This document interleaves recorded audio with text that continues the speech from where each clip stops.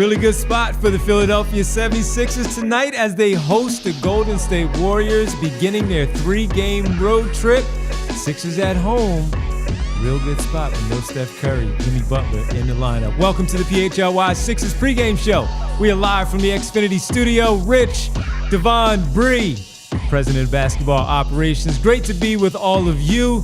Can't thank you enough, as always, for hanging out with us as you get ready for your favorite team and their hoop quest for a W tonight.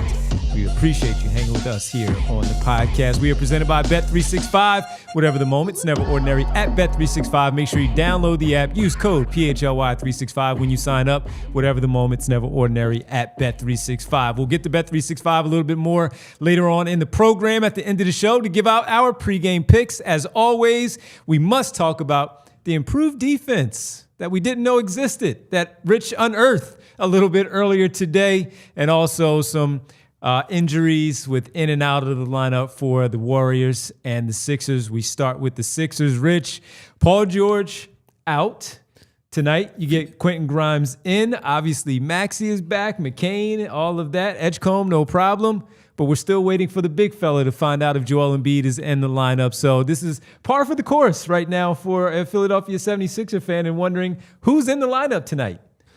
Yeah, man, but I will say, regardless of whether Embiid is in, and I think I did see something in the chat. I will try and scroll on the social medias. Why don't you do that as I talk here? It feels like, look, we talked about how the other night that was a schedule win for the Sixers. Mm-hmm. This feels like another, whether you call it a schedule win, an injury win, this feels like a must win with Jimmy Butler and Steph Curry out for Golden State. Look, the Sixers guys, like, I'm looking at the schedule for this week. He's in. So Joel Embiid is going to play. Okay. So maybe Joel plays tonight. Paul plays on the second night of a back-to-back. But the Sixers, who have been one of the least fortunate teams in the NBA, we know that, with injuries or whatever, signing injured players, whatever you want to call it, they are not at full strength. They have not been for the past basically 2 calendar years at this point.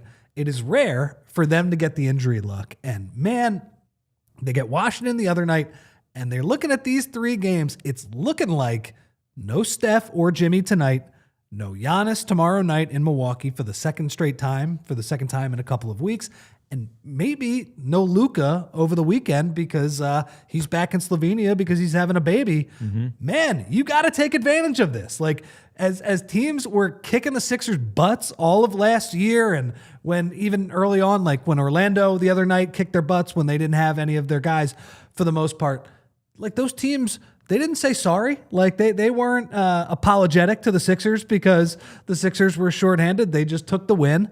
Now it's time for the shoe to be on the other foot. And just for like you, against playing the Washington Wizards. Totally. So you just do it. You factor in who the Sixers are playing when you're talking about the quality of the team, like when you're qualitatively evaluating the team. But you don't apologize in the moment, man. You go out and you get those wins. You bank those wins, hopefully run the score up a little bit.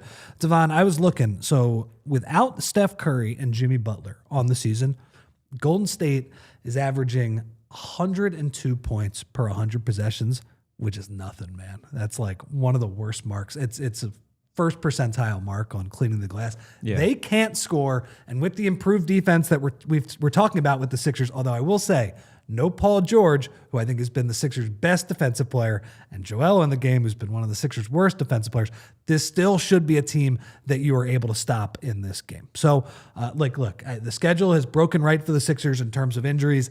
Got to take advantage.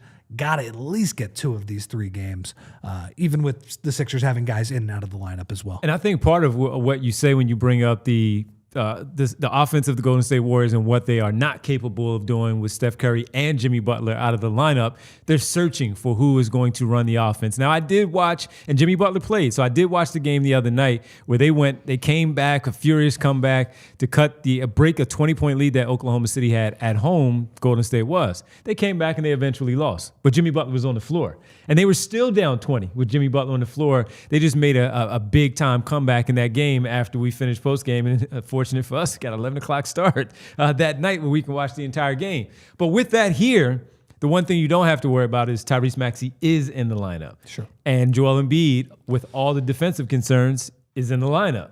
So there's no one really on that side. Are you worried about Quentin Post? Are you worried about Draymond Green? I'm a little worried about Quentin Post dragging Joel out. To No, the he will. To the three-point line. And Post can make those shots, Yeah. but is he going to make it to the tune of 25 where it really hurts you in the game that you eventually lose it? And we're here together on post game talking about Joel's got to do a better job closing out on Quentin Post for knocking down those shots. So I guess my roundabout way of saying things is just very simply that Tyrese Maxey is on the floor. Yeah. And when you're talking about running a fluid offense, running things through people, you're running it both through Tyrese Maxey, then your number 2 is Joel Embiid. And then from there on, you do have Quentin Grimes, who is back, VJ Edgecombe, Jarrett McCain. You have your pieces that go from one player down.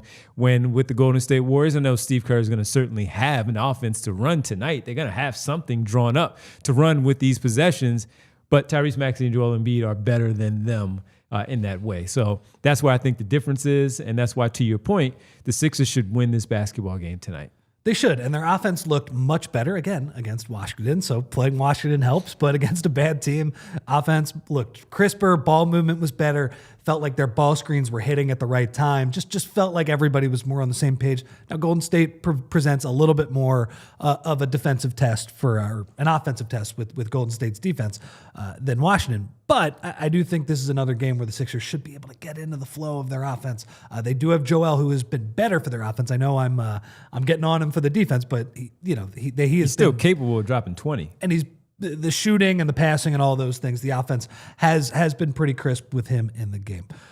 So Joel Embiid is going to play, I believe. So what happened yesterday? So he was doubtful. He was doubtful. Once injury reports were able to drop right around 5:30 it is. Yeah. He was doubtful for the Sixers. So that's all day. The last 2 games he's played, he was out for the Atlanta game on Saturday before the Sunday game, and then he played. And the Sixers actually got fined $100,000 for that, which, by the way, for like Josh Harris, that's a lot of money. For Josh Harris, that's the equivalent. How much was it? $100K. Oh, that was the money that they offered to Quentin Grimes reportedly for the, yes. Well, maybe it is a lot of money then. That's an excellent point now that you say it. But for Josh Harris, that is the equivalent of the loose change in between the cushions in the sofa. Yeah. But I kind of appreciate how the Sixers have handled this. This is not a thing I would usually say where I'm going to defend Josh Harris a little bit, where it's clear that they don't know when Joel Embiid is going to play night to night. And it seems very clear that they are deciding to underpromise and then over-deliver. Yep. Now, it got them in trouble because when you say a guy is out, then the league comes after you. And then he plays the game. Didn't I think Darius Garland and the Cavaliers just got popped for that too. Same type of thing. And with Darius Garland, I don't know exactly what the situation is, but I've seen this Joel situation for long enough to know, okay, yeah, they just don't have a feel for when he's going to play. It's Joel who I think is making a lot of these decisions. So they went without and they got burned for $100K because once you say a guy is out, he actually is out. The other team's going to complain about that. The gambling partners are going to complain about that as well. So I understand why they got fined.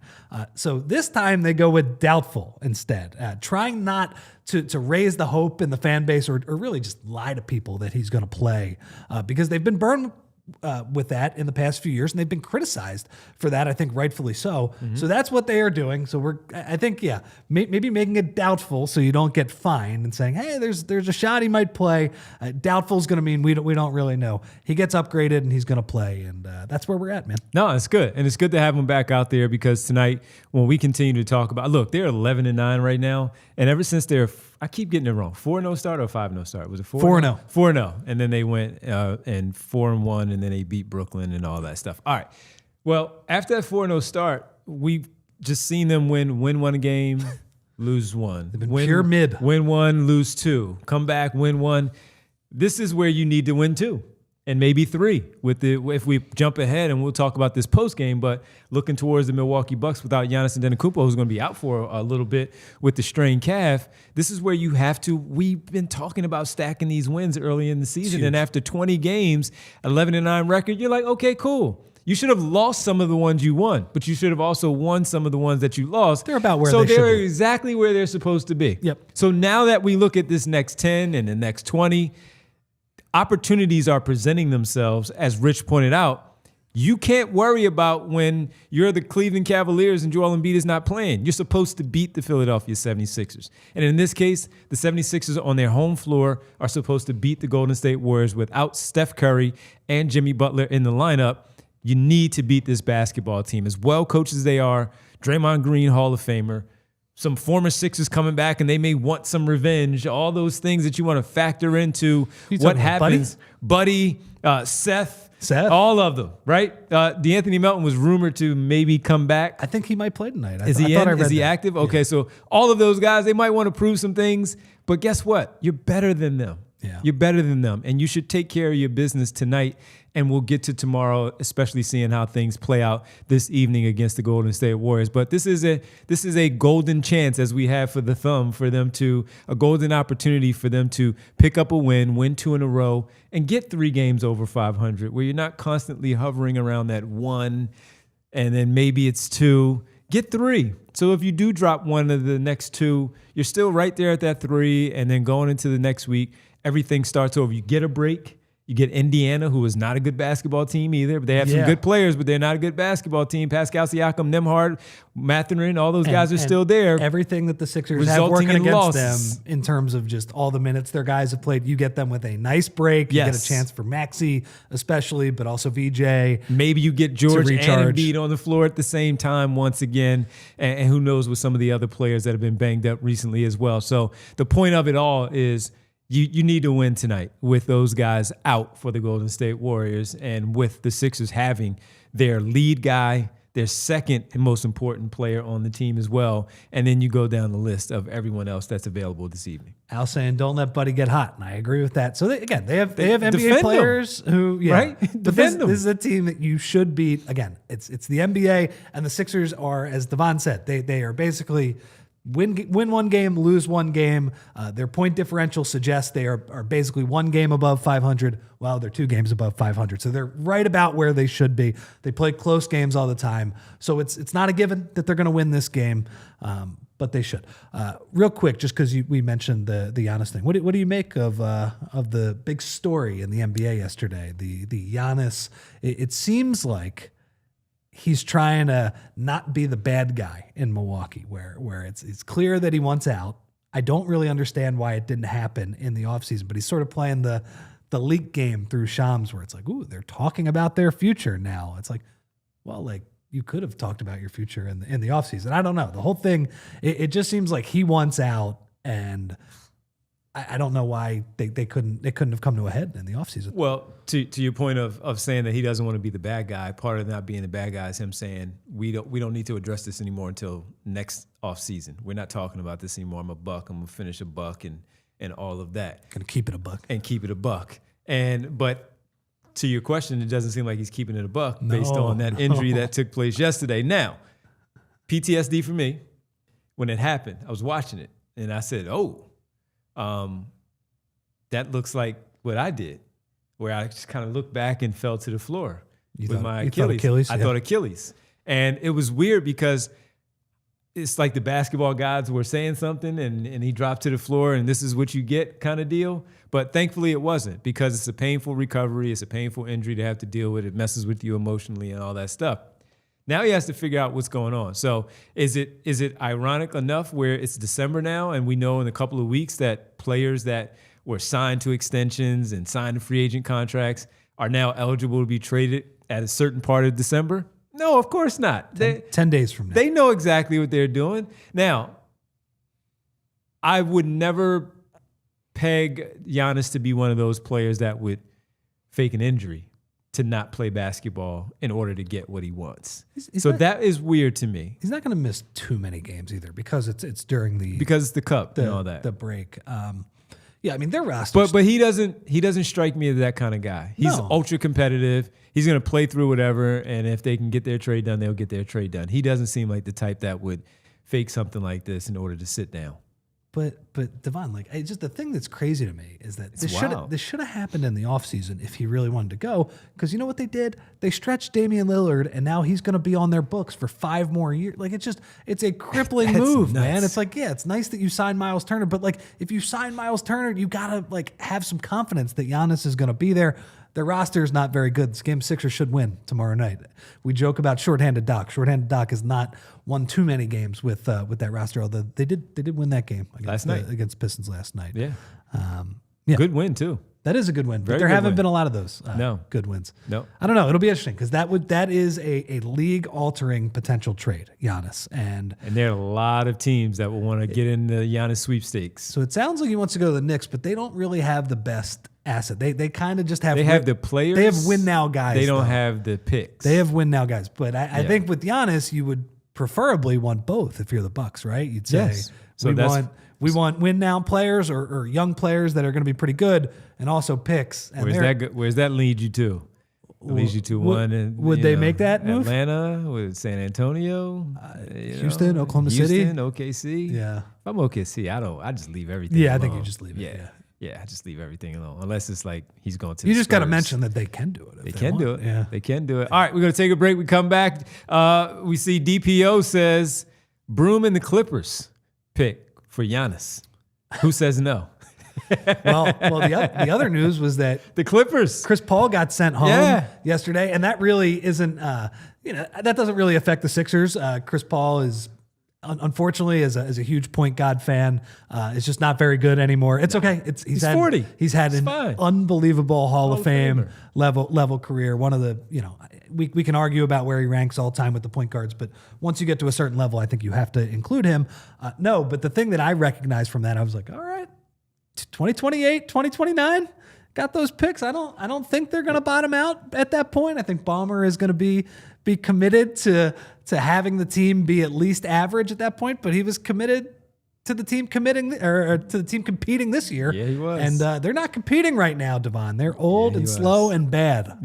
Yep, they are bad. All right, we got a super chat. We'll get to that after the break as well. Hang with us. Sixers, Warriors, no Curry or Butler or George for the Sixers, but you do get Embiid and Grimes back in the lineup for Tyrese Maxey to run tonight with as they look for win number 12 on the campaign. Rich, Devon, Bree, we're here with you. It's the PHLY Sixers pregame show presented by a lot of busy stuff tonight, and we're going to tell you who right here on the PHLY Sixers podcast. And that is with our good friends from Bet365. Yes, whatever the moment's never ordinary at Bet365. Big game tonight. We get a rare, really good Thursday night football game. Dallas in Detroit. And guess what? You get up to $10 back in bonus bets with the safety net bet if your bet wins, if your same game parlay loses. Sorry. Then in basketball, you get a boost, your same game parlay on any NBA game today. Super profit boost, 50% right there at Bet365. You also get 20 spins when you wager $20 on the NFL. If you are not a new customer and you want to jump in on this great app at Bet365 like we have, breaking news for new customers, $150 in bonus bets when you sign up. Win or lose when you play. Here's how it goes. You deposit $10, you place $5 of a bet, and you get $150 in bonus bets. Those bonus bets can be used on spreads, totals, player props, futures, and more. Whatever the moment, it's never ordinary at Bet365. Must be 21 plus and physically located in Pennsylvania. If you or someone you know has a gambling problem and wants help, call 1-800-GAMBLER. And guys, now we got to tell you about one of our new sponsors, and that is Aura Frames. Beautiful. If you are a last-minute shopper like me, you know the feeling. Shelves are empty and ideas are running low. Well, Aura Frames is the solution with a gift that feels personal. And guys, Aura Frames is you can just download the app and connect to the Wi-Fi and preload your photos before it ships. I think you guys have probably seen it. I was at my aunt's house for Thanksgiving, and she has one of them where the photos sort of rotate. It is a perfect gift for somebody in your family, somebody who means a lot to you, somebody who maybe you've been in a lot of pictures with over the years. You can share photos and videos effortlessly with it, straight from your phone, and every frame comes packaged in a premium gift box with no price tag. You can't wrap togetherness, but you can frame it. So for a limited time, save on the perfect gift by visiting auraframes.com to get $35 off Aura's best-selling Carver matte frames, named #1 by Wirecutter, by using the promo code PHLY at checkout. That's AURA frames.com. with promo code PHLY. This deal is exclusive to our listeners and frames. Do sell out fast. So order yours now to get in time for the holidays. Support the show by mentioning us at checkout. Terms and conditions apply. And we're back here on the PHLY Sixers pregame show. Joel Embiid, Quentin Grimes in, Paul George out. On the Warriors side, no Curry, no Butler. Seth Curry, though, returns to Philadelphia. He will be suiting up for the Golden State Warriors, making his debut for the season against the Oklahoma City the other night. I think he finished with 14 in that game. We do want to let everybody know a little programming thing that we did yesterday. It dropped a little bit earlier this afternoon. We had a chance to catch up with former NBA star Michael Redd of the Milwaukee Bucks, and it was a great conversation from Tyrese Maxey, his thoughts on Tyrese Maxey, where initially he wasn't quite sure when he saw him at Kentucky of how he would translate to the NBA, what he would be in the NBA. Not that he couldn't play, just what would he be? And 6 years later, Michael Redd went on his Twitter account, Michael Redd _, and pointed out, I was wrong. The guy is fantastic. I love watching him, love competing. He also discussed his time playing against Allen Iverson, and a former player where we've seen so many talking about the current day basketball and kind of chopping the legs out underneath the guys.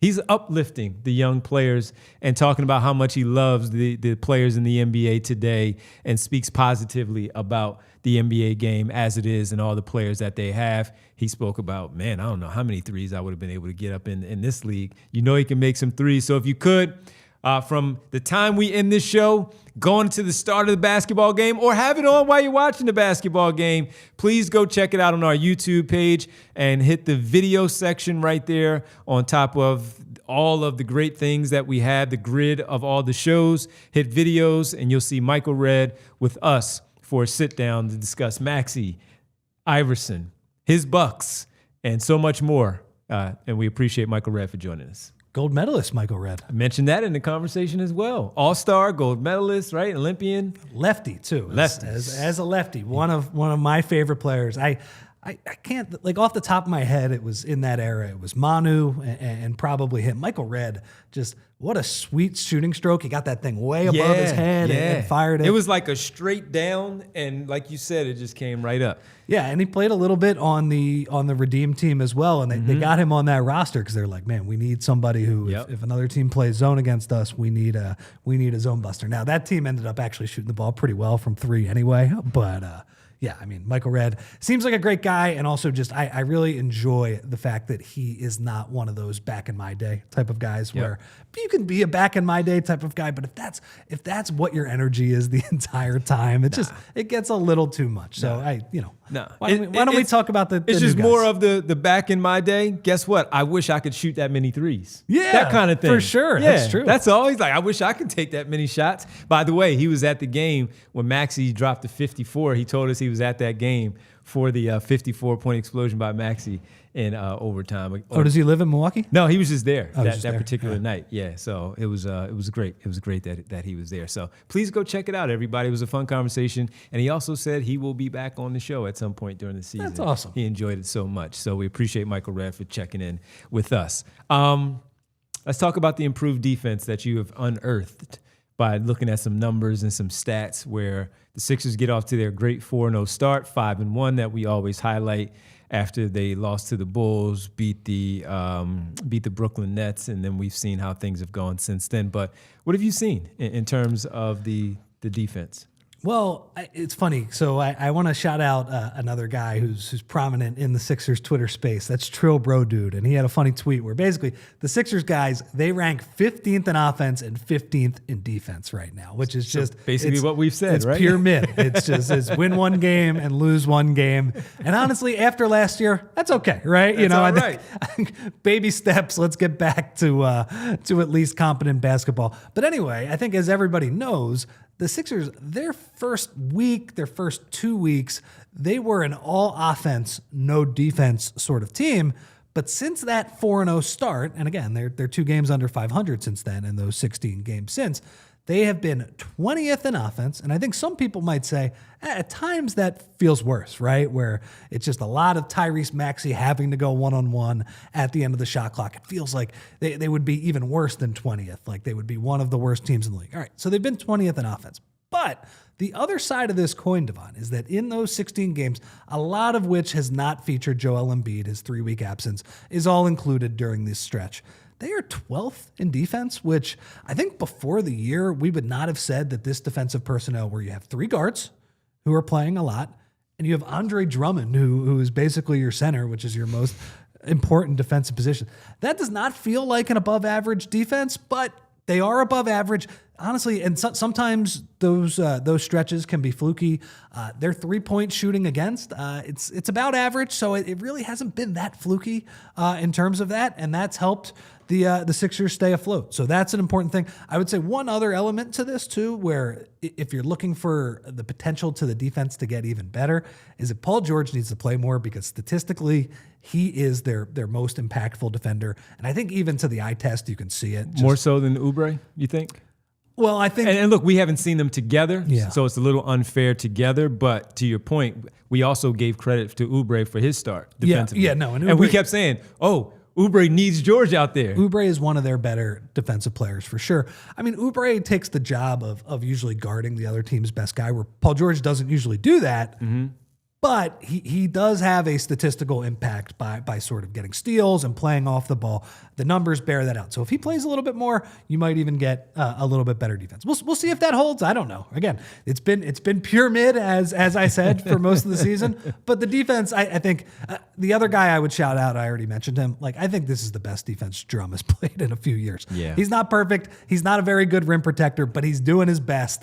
And one other guy too, as I mentioned, all these guys, Barlow. His individual one-on-one defense has also been very good. I was going to ask you. That's what I thought you were going to say. There's a bunch of other guys too. I mean, Maxey's playing better defense too. That's where right? it's so good, because you're getting they're competing, the smaller guards. They're competing. They're not just out there being turnstiles, and you're getting some really good work from the wings, from Oubre to George.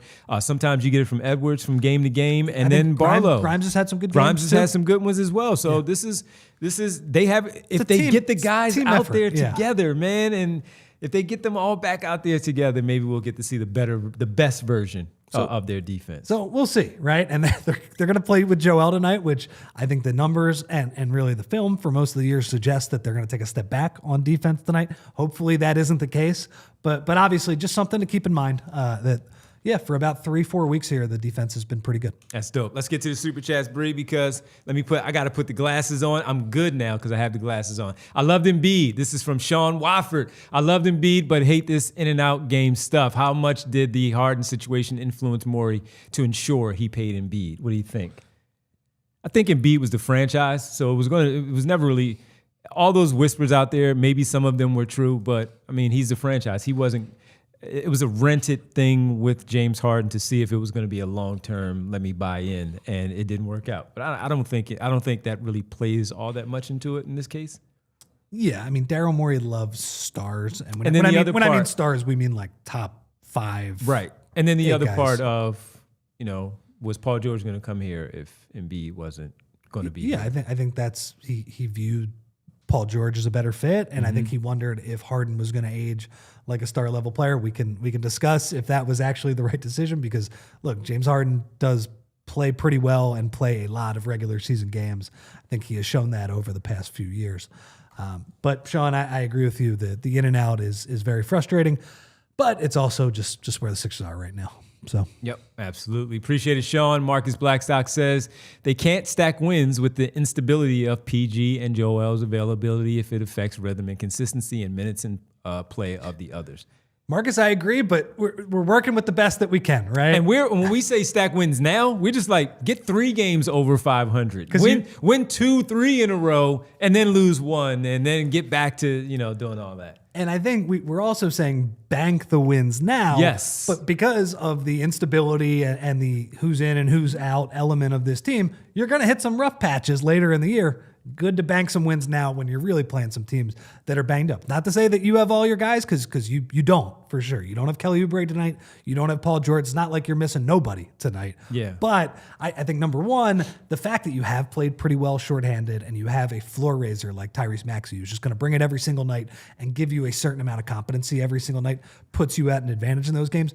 But we know that, those West Coast trips are coming up. There's going to be weeks where actually, guys are out for a while. 0-4 God forbid Maxey misses like a week too. Yeah, exactly. Yeah. Well, okay. If this team wants to make the playoffs, then bank the wins now, strike while the iron is hot. Marcus says, fair. Yeah. 100. Appreciate it, Mark. Great question, though, because when we were really saying bank the wins and stack them up early, that's when we thought were going to be available. And then we were looking at it, and guess what? What happened? You saw that they stacked those quick forward and they got to 5-1, and we're like, oh. And they were still in these too, right, Marcus and Rich? They were in these games, and they've only had 4 of them where they have not been in. So win some of those other ones too.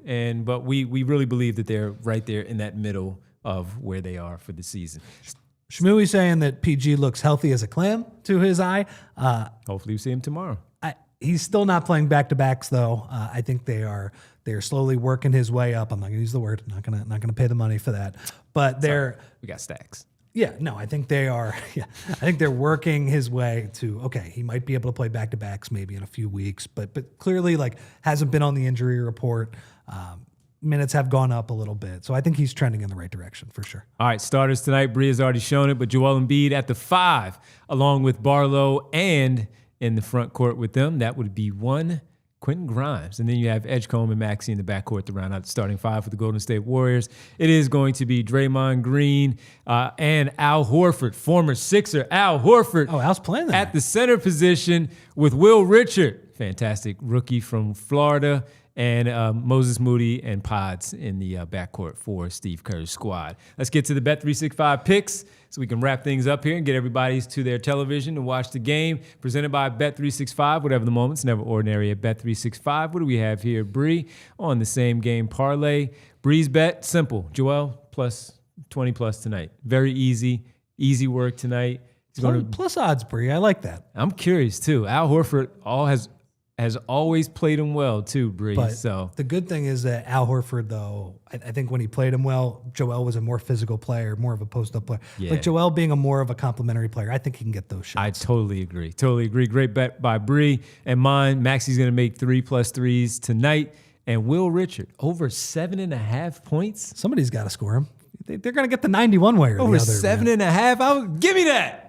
That's a plus 140. If you want to put those together, have at it. You get a 50% super profit boost there at Bet365. Again, make sure you use our code PHLY365 when you deposit your money and all of that. For new customers, $150 in bonus bets. If you want to jump in, please do at Bet365, whatever the moment. It's never ordinary at Bet365. All right, that'll do it for us here on the PHLY Sixers pregame show. We'll be back 10 minutes after the game goes final, maybe sooner. If you remember in the blowout, we were pretty much right at the final buzzer. We got started right around the 4 minute mark. Give us another blowout, Sixers, and you guys will get a prompt post-game show. Get a prompt one, and you'll get the alert as long as you are subscribed and you hit the bell icon to alert you that we might be starting a little bit earlier. For Rich, Bree, I'm Devon. We'll catch up with Derek post-game. Thanks to all of you. We really appreciate it. Enjoy the game. We'll see you right here, PHLY Sixers post-game.